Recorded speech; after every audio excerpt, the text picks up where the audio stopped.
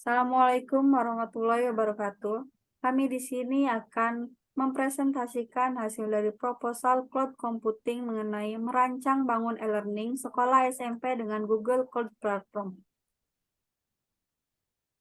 Selanjutnya,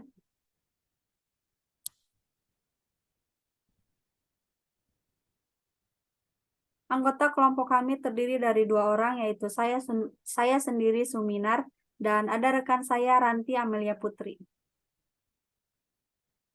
Daftar isi dari proposal yang kami buat yaitu ada 7. Pertama, judul; kedua, latar belakang; ketiga, rumusan masalah; keempat, tujuan proyek; kelima, manfaat; keenam, rancangan arsitektur; dan ketujuh, estimasi kebutuhan biaya. Next. Latar belakang dari proposal yang kami buat yaitu dalam era teknologi digital saat ini, e-learning menjadi salah satu solusi untuk memenuhi kebutuhan belajar siswa tanpa harus bertatap muka. Oleh karena itu, banyak lembaga pendidikan termasuk sekolah menengah pertama mulai merancang dan membangun platform e-learning untuk memfasilitasi proses belajar mengajar. Dalam hal ini, Google Cloud Platform atau GCP menjadi pilihan yang tepat untuk membangun e-learning yang efektif dan efisien. Masih terkait latar belakang, melalui penggunaan Google Cloud Platform, sekolah SMP dapat membangun platform e-learning yang efektif dan efisien. Sistem e-learning yang dibangun dengan menggunakan teknologi ini memungkinkan siswa untuk belajar secara fleksibel dan mudah diakses dari mana saja, kapan saja, tanpa harus datang ke sekolah. Selain itu, penggunaan teknologi ini juga membantu guru untuk mengatur dan mengelola proses pembelajaran dengan lebih efisien. Next. Oleh karena itu, merancang dan membangun e-learning untuk sekolah SMP dengan menggunakan Google Cloud Platform menjadi hal yang relevan dan penting untuk dilakukan. Hal ini dapat membantu sekolah untuk meningkatkan kualitas pendidikan dan memberikan pengalaman pembelajaran yang lebih baik bagi siswa. Dalam proposal ini akan dijelaskan mengenai rencana dan langkah-langkah untuk merancang dan membangun e-learning untuk sekolah SMP dengan menggunakan Google Cloud Platform. Selanjutnya akan dijelaskan oleh rekan saya, yaitu Ranti Amelia Putri.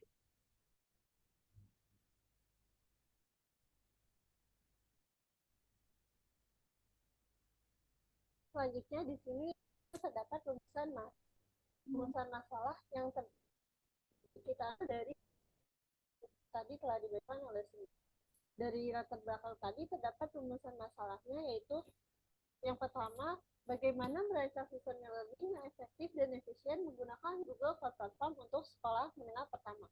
Lalu yang kedua yaitu bagaimana melakukan evaluasi terhadap yang dibangun menggunakan Google Cloud Platform untuk sekolah menengah pertama, termasuk keefektifan, keefisiensi, dan kualitas pembelajaran yang diberikan.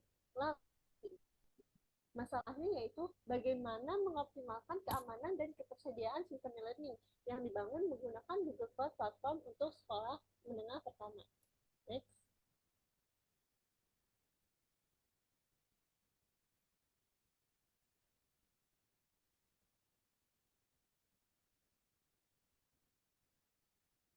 Selanjutnya di sini terdapat tujuan proyek.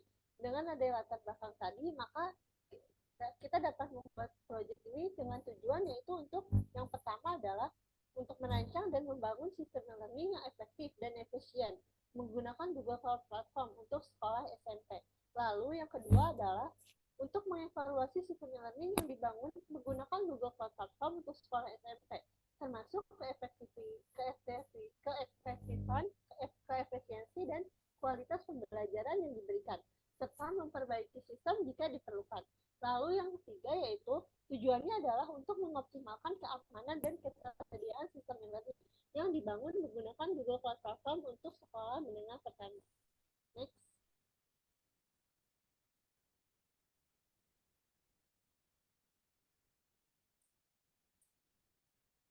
Lalu di sini terdapat manfaat.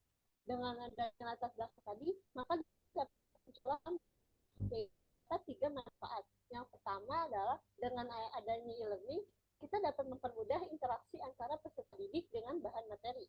Maksudnya yaitu dengan adanya sistem learning, maka dengan kita dapat memahami materi secara lebih lama. Maksudnya adalah memahami materi setiap hari dengan adanya yang terdapat di learning. Lalu mempermudah interaksi antara peserta didik dengan guru. Lalu mempermudah interaksi antara peserta didik dengan peserta didik dan serta lebih efektif dan efisien dalam pembelajaran. Lalu yang kedua yaitu manfaatnya adalah meningkatkan kualitas pembelajaran, di mana guru dapat merancang materi pembelajaran yang disesuaikan dengan kebutuhan siswa dan menyesuaikan jadwal dan ritme pembelajaran yang lebih fleksibel.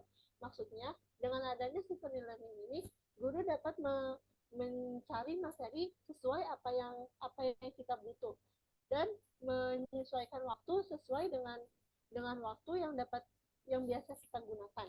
Lalu yang ketiga yaitu untuk memperluas aksesibilitas pendidikan dan pembelajaran bagi siswa yang berada di lokasi terpencil atau sulit dijangkau, serta mengurangi biaya transportasi dan akomodasi. Maksudnya yaitu memperluas aksesibilitas pendidikan adalah dengan adanya sistem e-learning ini, maka yang ada di bagian pelosok atau di bagian daerah-daerah terpencil dapat dengan mudah belajar menggunakan gadget atau menggunakan e-learning ini, mempermudahnya tanpa harus pergi atau menggunakan kendaraan, serta dapat mengurangi biaya tanpa mengeluarkan biaya transportasi.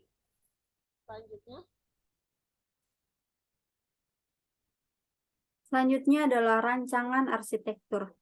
Rancangan yang akan kita gunakan yaitu Google Cloud Storage. Google Cloud Storage digunakan untuk menyimpan dan mengolah file-file yang diperlukan oleh sistem e-learning. Dengan menggunakan layanan ini, file-file tersebut dapat diakses dan diunduh dengan lebih mudah dan cepat oleh pengguna sistem e-learning, baik dari browser maupun dari aplikasi mobile. Selain itu, Google Cloud Storage juga memberikan keamanan dan skalabilitas yang tinggi, sehingga dapat membantu meningkatkan kinerja dan keamanan sistem e-learning. Selanjutnya,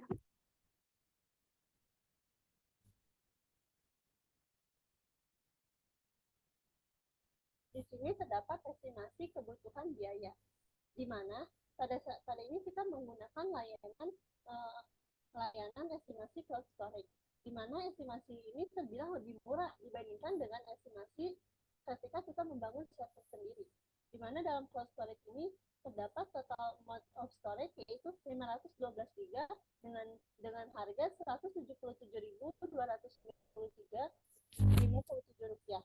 Lalu dengan cost operation 15 million yaitu dengan harga Rp129.162.51 dan always free usage include dengan total estimate costnya ini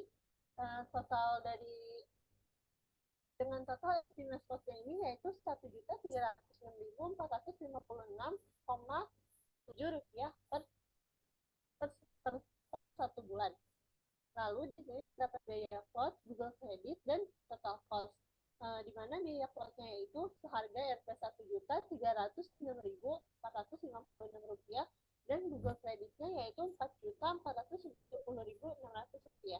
Di mana terdapat total cost-nya itu yaitu eksternal atau karena total cost ini dalam Google ini memberikan free credit sebesar $300 selama 12 bulan.